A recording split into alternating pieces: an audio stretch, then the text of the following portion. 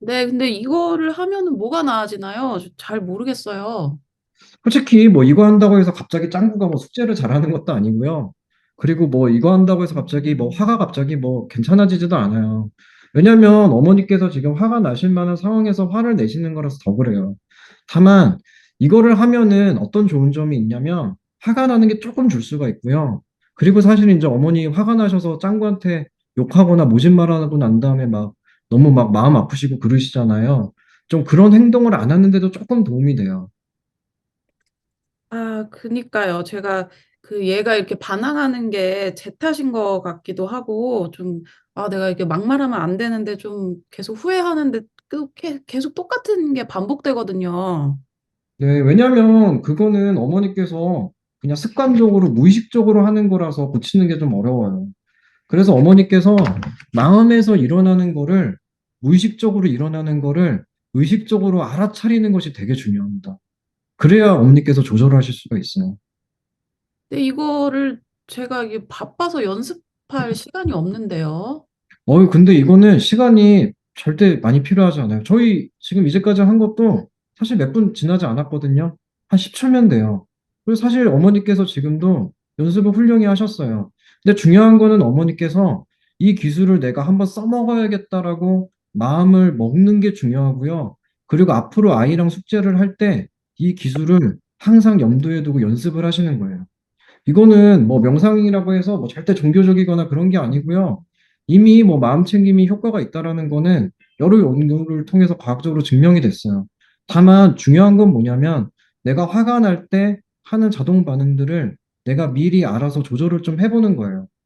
생각을 안 하는 것도 아니고 멈추는 것도 아니에요. 근데 그냥 1초라도 먼저 알아차려서 대비를 하는 건데 그 1초가 차이가 엄청난 큰 차이를 만들 수가 있어요. 일단 알겠습니다, 선생님. 네. 그래서 약간 정리를 하면 이렇습니다.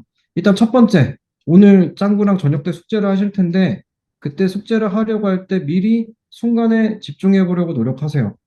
그 다음에 짱구가 또 안 하려고 울거나 반항하거나 그러면 어머니께서 아까 말씀하신 것처럼 화가 나거나 가슴이 답답해지거나 또 얘가 또 이러네 하면서 부정적인 생각이 들면 한번 혼자서 작게 한번 얘기해 보세요. 어머니께서 그때 느끼시는 거를. 근데 그것만 좀 얘기를 하시더라도 안 하는 것보다 약간 조절하는 데 도움이 돼요. 그리고 일단 멈추세요. 그리고 코로 숨을 들이쉬고 아까 하셨던 것처럼 입으로 천천히 내뱉는 거를 한 세 번만 연습해 보세요.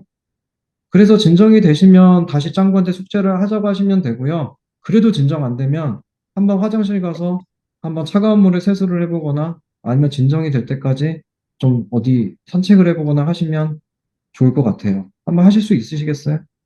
네, 아, 잘 될지는 모르겠는데 일단 한번 해볼게요. 네, 좋습니다. 수고하셨습니다.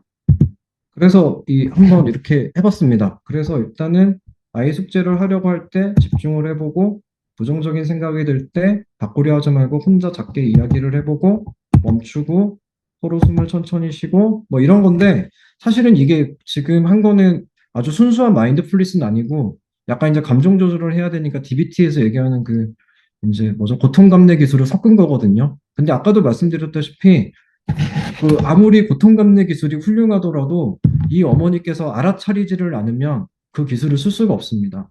그래서 어쨌든 마인드풀리스가 그만큼 중요합니다. 그래서 일단은 일단 한번 이렇게 시험부터 먼저를 해보는 게 좀 필요한 거라고 생각이 듭니다. 그래서 저항을 좀 어떻게 줄여볼까? 그쵸? 명상 얘기 나오고 마음챙김 얘기 나오면 벌써부터 막 미간이 찡그려지는데 그럼 그걸 어떻게 할까? 일단 첫 번째는 이론보다는 기능 중심으로 좀 얘기를 하는 게 도움이 될 것 같고요. 한번 체험을 해보는 게 도움이 될 것 같습니다. 그리고 이거는 이상적인 게 아니고 현실적으로 당신이 이걸 하면 이렇게 좋아진다. 아까 그 숙주의 기능처럼 그죠? 그리고 이건 과학이다. 절대 종교적인 것이 아니다. 그리고 뭐 명상이라는 단어를 굳이 쓸 필요 없습니다. 그냥 화조절 기술, 자동 반응 줄이기, 뭐 그냥 마음대로 쓰면 됩니다. 그래서 내담자의 상황에 맞게 명령을 해보면 조금이라도 받아들이기가 쉬울 것 같습니다. 네, 또 그 DBT에서 이제 지혜로운 마음 기법이라는 게 있습니다. 소위 와이즈 마인드라고 하는데요. 정의는 지혜롭고 효과적인 결정을 내릴 수 있는 마음의 상태를 이야기합니다. 그래서 약간 이렇게 중심이 잡히고 직감적인 느낌을 이야기하고요. 대체적으로 이성적인 마음이 있고 감정적인 마음이 있습니다. 감정적인 마음이 주로 이제 감정이 생각, 충동, 행동을 결정하는 마음을 감정적 마음이라고 하고, 이성적 마음은 이제 뭐 논리, 예, 생각, 충동, 행동을 결정하는 마음. 예, 예, 저는 비트코인을 하고 있는데, 비트코인이 떨어져서 너무 절망적인 마음이 감정적인 마음이고요. 그 다음에 이제까지 비트코인 차트를 보면서, 아, 그래도 다시 올라갈 수 있다. 이렇게 보는 게 이성적인 마음이라고 봅니다.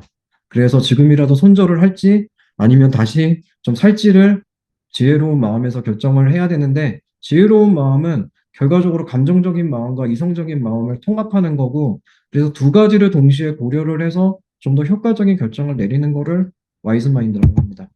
그래서 짬짜면과 같이 뭐 이렇게 두 가지 마음을 어쨌든 그 내적인 지혜 혹은 그런 미들 패스라 그래서 이제 그 중도의 길, 그래서 두 가지의 그 상반되는 마음을 적절하게 그 고려를 해서 좀 더 현명하게 결정을 하는 걸 지혜로운 마음이라고 보시면 됩니다. 그래서 언제 지혜로운 마음을 기법을 사용하면 좋냐면, 어떻게 해야 될지 모를 때, 저처럼 비트코인을 팔아야 될까 말아야 될까, 예, 이렇게 혼란스럽고 잘 모를 때, 어려운 결정을 앞두고 무엇을 해야 될지 결정하기 힘들 때 이야기를 하고요. 그래서 감정이 통제되지 않는 느낌이 들 때, 감정이 압도되거나 멍하거나 다른 사람들과 차단되는 걸 느꼈었을 때, 그 다음에 이성이 통제되지 않는 느낌을 들 때, 우리가 너무 뭐 무정하거나 즉, 그 감정과 이성이 너무 한쪽으로 치우쳐졌을 때를 보통 알아차리고 와이즈 마인드를 해보면 좋다고 합니다. 근데 와이즈 마인드가 항상 좋은 건 아닌데요. 언제 그러면 좀 그런가? 그러니까 자신이 하고 싶은 행동이 지혜로운 마음의 선택이라고 무리하게 설득을 할 때는 좀 안 좋다고 합니다. 예를 들면은 감정적인 마음이 뭐 지혜로운 마음인 척하는 경우. 그래서 뭐 때리는 남편인데 사실은 이혼을 해야 되는 게 맞다고 하지만 이혼을 하지 않는 것이 지혜로운 마음일 수도 있다. 왜냐하면 남편을 떠나는 두려움이 그 결정을 막는 거를 보통 이 분 같은 경우에는 지혜로운 마음이라고 볼 수는 있는데, 그거는 사실은 감정적인 마음이 주된 상태이기 때문에 그건 아닐 수가 있다. 그래서 지혜로운 마음 연습은 뭐 현재 마음 상태를 확인하고요. 그래서 보통은 이제 아까 뭐 마인드풀니스랑 좀 비슷합니다. 그래서 지혜로운 마음에 접촉하기 위해서 나의 마음의 중심이라고 느끼는 곳에서 집중을 합니다. 그게 뭐 이마가 될 수도 있고 가슴이 될 수도 있고 배가 될 수도 있습니다. 그래서 그 중심을 향해 숨을 들이마시고 뭐 거기서 감각의 주의를 기울여보는 방법이 하나 가지고 있고요. 또 하나는 시각화 연습이 있어서 뭐 나선형 계단을 하기도 하고, 아니면은 린네아는 이제 뭐 내가 그 뭐죠? 그 호수에 있는 뭐 돌이 돼서 호수의 밑바닥까지 쭉 뭐 이렇게 내려가는 그러한 거를 이렇게 시각화시켜서 내가 뭔가 나선형 계산을 따라 이게 가장 중심으로 걸어 내려가다 보면은 점점 좀 차분해지면서 나의 내적인 지혜로운 마음을 연결할 수가 있다. 뭐 이렇게 보면 되고, 그 다음에 뭐 숨을 들이쉬면서 자신에게 질문을 하고 어떤 것이 떠오르는지 바라보고, 다만 그 뒤에 이제 지혜로운 마음 시연에도 나오겠지만, 지혜로운 마음은 저희가 결정해 주는 건 아닙니다. 그거는 결과적으로 내담자 안에 이미 존재하고 있는 지혜로운 마음에 이렇게 연결을 해서 지금 상태에서 어떻게 하는 게 좀 더 지혜로울 건지를 본인이 깨닫게 하는 겁니다. 그래서 대답을 강요하지 않고요. 그냥 어떤 게 자연스럽게 나한테 떠오르는지를 그냥 관찰하는 연습이라고 보시면 됩니다. 그래서 감정이 앞다당하거나 멍해질 때 중심을 향해서 호흡을 하고, 뭐 약간 영어로는 숨 들이쉬면서 와이즈, 내쉬면서 마인드, 뭐 영어가 편하면 그렇게 하셔도 되고요. 한글로 하면은 뭐 숨 들이쉬면서 지혜로운, 내쉬면서 마음, 뭐 이렇게 해볼 수 있습니다. 또 사례들을 해보도록 하겠습니다. 이혼을 고민하는 40세 여성의 사례를 통해서 한번 와이즈 마인드를 해보겠습니다. 네. 안녕하세요, 선생님. 어떻게 지내셨나요? 얼마 전에 남편이 또 바람을 폈어요. 사실 남편이 사람이 착하고 애들한테도 잘하니까, 돈 못 벌어도 그냥 이제까지 같이 살았는데요. 신혼 때부터 여자들이 꼬이기 시작해가지고, 이제까지 저한테 바람 피다가 걸린 것만 5번이 넘어요. 매번 다시는 안 그러겠다. 그래서 이제까지 계속 봐줬는데, 얼마 전에 중학교 동창이랑 또 바람이 나서 모텔 갔다가 저한테 들켰어요. 이제는 저 너무 진짜 지치고 힘들어서 이제 이혼하고 싶은데, 애들도 아직 어리고 그놈의 정이 뭔지 참 이게 쉽게 결정을 하기가 좀 어렵네요. 선생님, 저 어떻게 하면 좋을까요? 아, 많이 힘드시겠어요. 근데 그만큼 결정하시는 것도 그래서 힘드실 것 같아요. 그래서 이럴 때